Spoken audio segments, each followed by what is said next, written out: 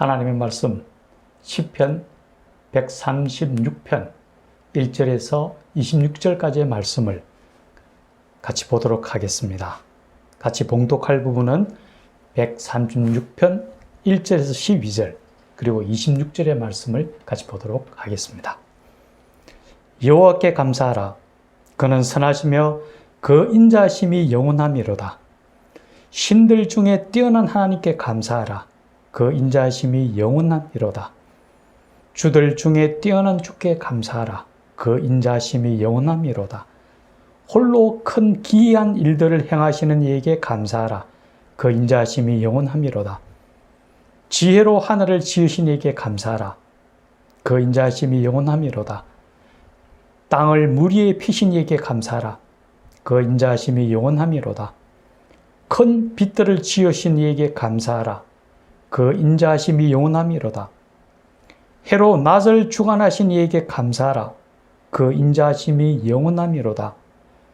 달과 별들로 밤을 주관하신 이에게 감사하라. 그 인자하심이 영원함이로다. 애굽의 장자를 치신 이에게 감사하라. 그 인자하심이 영원함이로다. 이스라엘을 그들 중에서 인도하여 내신 이에게 감사하라. 그 인자하심이 영원함이로다. 하늘의 하나님께 감사하라.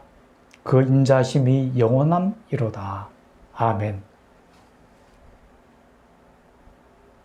오늘 우리가 함께 살펴볼 말씀은 모든 것에 감사하라입니다.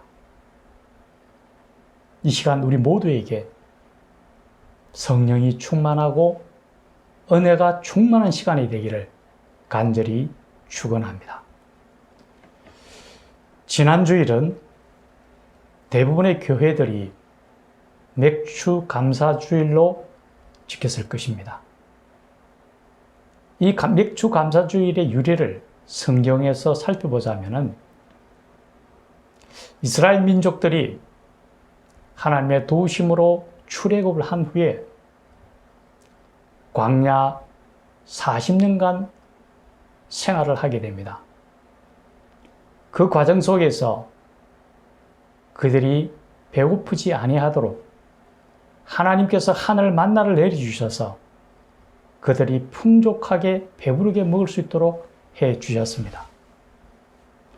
그 후에 그들이 하나님이 약속하셨던 가나안 땅으로 입성하고 그 후에 그 땅에 보리를 심어서 첫 수확을 거두고 그 수확물을 가지고 하나님 앞에 감사의 제사를 드리는 것이 바로 맥주 감사 주일입니다.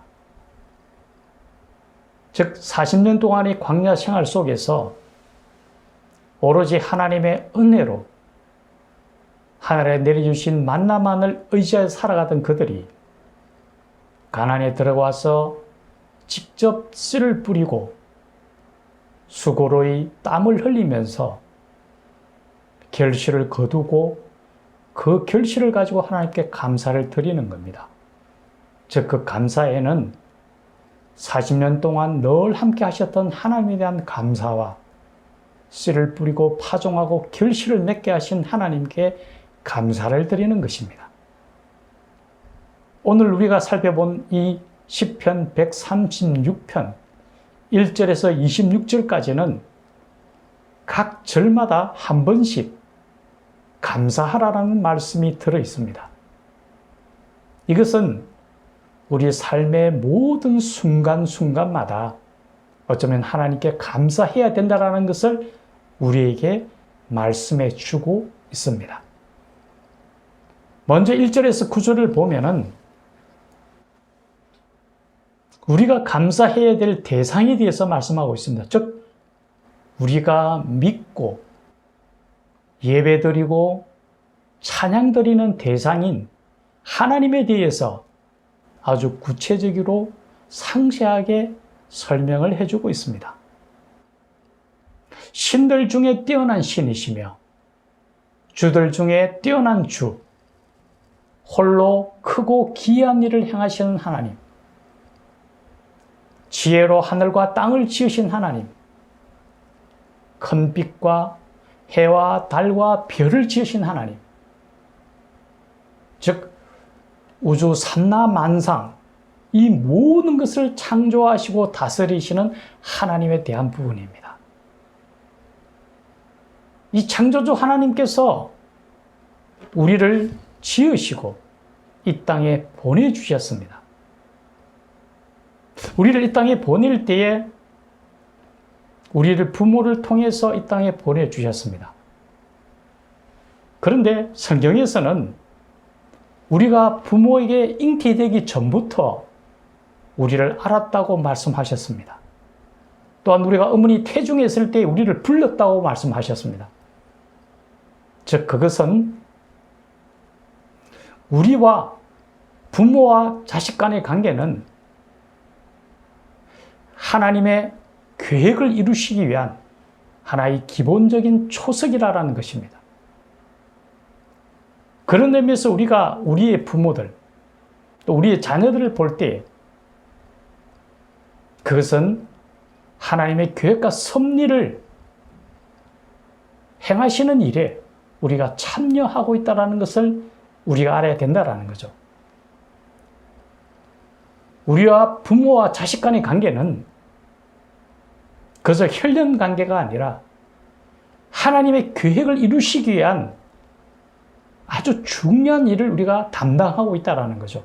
어떤 누구도 이 땅에 올 때에 그저 오는 것이 아닙니다. 하나님의 특별한 목적과 하나님의 계획을 가지고 이 땅에 우리가 왔다라는 거죠. 거기에 대해서 우리는 늘 감사해야 됩니다. 이스라엘 민족들을 출애굽시키실 때 그냥 출애굽시켜서 아무데나 거주하게 하기 위해서 그들을 불러내신 것은 아니었습니다. 그들에게 약속하셨던 것은 젖과 꿀이 흐르는 가나안 땅이었습니다. 즉 거기로 들여보내기 위해서 그들을 인도하여 내셨고 광야 생활을 하게 하셨다라는 거죠. 우리 인생도 마찬가지입니다. 우리가 그냥 어쩌다가 이 땅에 와서 그냥 살다가 가는 것이 아닙니다. 하나님께서 분명하게 우리에게 주신 목적과 비전이 있다는 것을 우리는 알아야 되고 거기에 감사해야 된다는 거죠. 또 10절에서 25절까지는 이스라엘 백성들이 바로의 앞좌에서 신음하다가 하나님의 도심으로 출애굽하고 그들이 가나안 땅에 가서 안식을 누리기까지 각 과정마다 함께 하셨던 하나님에 대한 감사입니다. 모든 삶의 여정 속에서 함께 하셨던 하나님에 대한 부분입니다. 그런데 여기서 우리가 한번 살펴봐야 될 것은 그 삶의 여정이 그저 평탄하고 쉽기만 할까요? 결코 그렇지 않았습니다. 그들이 출애굽해 나왔을 때에 그들 앞에는 홍해가 가로막고 있었습니다. 앞에는 홍해고 뒤에는 애국 군대가 쫓아오는 절체절명의 순간에 놓이기도 했습니다. 또 사막 광야에서 목이 말라 죽을 뻔도 했고 배고픔을 느끼기도 했으며 주변의 이방 민족들로부터 침략을 받아서 죽을 뻔한 고비도 많이 있었습니다. 그러한 어려운 과정 속에서도 늘 함께 하셨던 하나님께 감사하라고 얘기합니다.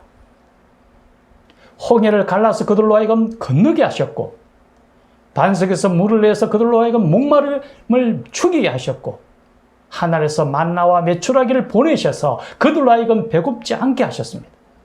이방 민족들을 다 물리치시고 결국은 하나님이 약속하셨던 땅으로 그들을 들이셨다라는 거죠. 우리 인생에서도 마찬가지입니다. 우리 각자 인생에서 쉬운 길만 있던가요? 때로는 폭풍 속에 내던져지기도 하고 환난과 핍박과 어려움 속에 놓일 때도 참 많았습니다. 하지만 그 끝에는 언제나 무지개가 있다는 것을 우리는 잊지 않고 있습니다. 하나님의 약속을 믿고 나아갈 때에는 반드시 이루어진다는 거죠. 우리가 그 속에서 하나 더 기억해야 할 것은 어려움을 극복하고 났을 때에는 우리가 새롭게 변화되고 더 큰 일을 우리가 하게 된다는 거죠. 하나님이 우리를 단련하신 후에는 내가 정금같이 나오리라는 욥기의 우리가 말을 우리는 잘 알고 있습니다. 우리가 잘 아는 베토벤이 있습니다. 그는 작곡가이면서 우리 인간에게 가장 영향력을 줄 수 있는 작곡가 중에 한 명일 겁니다. 그런데 그가 지은 작곡들 중에서 정말 유명하고 좋은 곡들은 어떨 때 나온 줄 아십니까? 그가 기머거리가 되고 난 이후였습니다. 그가 처음 기머거리가 되었을 때는 그에게는 아마 청천벽력보다 더한 삶의 모든 것을 포기하고 싶은 심정이었을 겁니다. 그런데 그는 변화를 합니다. 나에게 주어진 생명이 있고 내가 지금 이 상황에서 감사해야 될 조건이 없는 걸 찾기 시작합니다. 그러면서 귀에 들리지 아니하지만은 마음속에 들리는 영적인 소리를 듣게 되고 그 영적인 마음의 소리가 작곡으로 드러난 것이 가장 유명한 곡들을 이루게 된다라는 거죠. 또 우리가 잘 아는 헬렌 켈러가 있습니다. 헬렌 켈러는 어떻게 태어났습니까? 태어나자마자 얼마 안 돼서 눈도 멀고 귀도 멀고 말도 할 수 없는 상태에서 그런 말로 캄캄한 암흑 속에 지낼 수밖에 없었습니다. 그런 상황에 있을 때 처음에 그가 할 수 있는 것은 온몸으로 울부짖고 몸부림치는 것밖에 없었습니다. 그런데 그의 선생이었던 설리반 선생이 차츰차츰 그와 함께하고 그에게 사람에게 다가갈 수 있는 사랑에 대해서 감사에 대해서 느끼기 시작할 때에 그 삶은 완전히 변화됩니다. 보통 사람도 하기 힘든 유명한 대학에 들어가게 되고 많은 저서를 남기게 됩니다. 그가 감사에 대해서 배우기 시작하고 어떤 것이 감사인지를 느끼기 시작할 때 그 삶은 변화됐다라는 거죠. 어려움이 우리에게 있을 때에 어려움 속에서도 감사를 하게 되면은 더 큰 감사가 우리에게 찾아온다라는 것을 우리는 잊지 않아야 될 것입니다. 이스라엘 민족도 마찬가지입니다. 늘 어려움 속에서도 하나님을 찾고 하나님의 손을 붙들 때에 그들이 가나안 땅으로 들어갈 수 있었던 것처럼 우리 삶에서도 마찬가지입니다. 하나님의 손을 놓지 않고 감사함을 이룰 때에 우리 삶에는 더 풍성한 감사가 흘러넘칠 것입니다. 세 번째 26절에 보면은 하늘의 하나님께 감사하라고 말씀하고 있습니다. 이것은 우리가 지금도 살아계신 하나님, 하늘에서 우리를 내려보시고 통치하시는 하나님에 대한 부분입니다. 성경에서는 이렇게 얘기합니다. 아브라함의 하나님, 이삭의 하나님, 야곱의 하나님은 죽은 자의 하나님이 아니라 산 자의 하나님이라고 표현하고 있습니다. 살아계신 하나님이십니다. 그 살아계신 하나님은 우리와 함께 하시고 우리 손을 붙들고 있음을 감사해야 된다는 거죠. 따라서 우리가 지금 내가 어떤 상황과 어떤 여건에 놓여진다 하더라도 그것에 감사할 수 있어야 됨을 말씀합니다. 우리가 처해 있는 이 모든 것들도 하나님의 통제하에 있다는 것을 우리는 알아야 됩니다. 그것이 하나님의 주재권입니다. 우리 삶이 우리 뜻대로 되어지는 것이 아니라 하나님의 뜻과 하나님의 섭리 속에서 우리가 살아간다는 것을 잊지 않아야 됩니다. 때로는 우리가 지금 처해 있는 상황과 여건이 심히 어렵고 힘들 수도 있습니다. 정말 이 상황을 벗어나고 싶을지도 모릅니다. 하지만 그것까지도 우리는 감사해야 된다는 것을 잊지 않아야 됩니다. 예전에 제가 보았던 영화 중에 캐스터웨이라는 영화가 있었습니다. 그 내용은 예전에 우리가 책에서 읽었던 로빈슨 크루소와 같은 내용입니다. 어느 날 큰 재난을 당해서 홀로 무인도에 떨어지게 됩니다. 그곳에서 처음에는 절망에 몸부림치고 살아갈 의욕마저도 잃게 됩니다. 하지만 차츰차츰 그곳에 적응해 가면서 살아있음에 감사드리면서 그것에 변화를 이루어집니다. 그래서 그곳에 있는 하나하나를 챙기게 되고 심지어 배구공에다가 사람 얼굴을 그리고 그것에 이름을 붙입니다. 그게 윌슨입니다. 이름을 붙이고 그와 대화를 하고 감사를 느끼기 시작합니다. 주어진 상황에 감사를 할 때에 거기서 살아남게 되고 결국은 그것을 벗어나게 됩니다. 우리 삶도 마찬가지입니다. 내가 지금 주어진 것에 감사하기 시작하면은 내 마음이 그것에 감사가 더하게 되고 모든 것들은 변하게 되어 있습니다. 감사는 그 변화를 아름다운 것으로 변화시키는 하나의 촉진제가 될 것입니다. 저도 때로는 마음이 어려울 때가 참 많이 있습니다. 그럴 때 저는 먼저 하나님께 감사합니다. 그런데 참 정말 변화되는 것은 그 감사의 기도를 드리는 순간 제 마음은 정말 감사함으로 넘쳐나게 됩니다. 여러분들도 한번 해보시기 바랍니다. 감사의 기도를 꼭 하루에 몇 번씩 올려보시기 바랍니다. 그러면 그 삶이 더욱더 감사가 넘친다는 걸 알게 될 것입니다. 감사는 우리로 하여금 더 많은 감사를 가져올 뿐만 아니라 하나님이 우리에게 이렇게 말씀하십니다. 감사로 제사 드리는 자가 나를 영화롭게 한다라고 말씀합니다. 우리가 믿고 제사 드리는 하나님께서 기뻐하시고 영광을 받으시는 것입니다. 우리가 감사를 통하여 하나님께 더욱 나아가고 무엇보다도 우리가 하나님 나라에 가기까지 함께 하시는 하나님, 주님 손을 붙들고 끝까지 감사하며 승리하며 살아가는 하나님의 백성들이 되기를 예수님의 이름으로 축원합니다. 같이 기도드리겠습니다.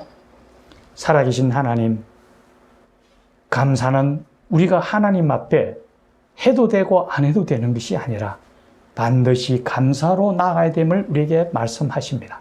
무엇보다도 감사로 제사 드리는 자가 하나님을 영화롭게 한다 하셨는데 우리가 감사함으로 하나님 손을 굳게 붙들고 나아가며 감사를 통하여 더 많은 감사가 넘치는 삶이 되도록 하나님 축복하시고 인도하여 주시옵소서.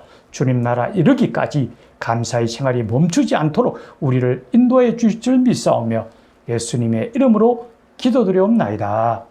아멘.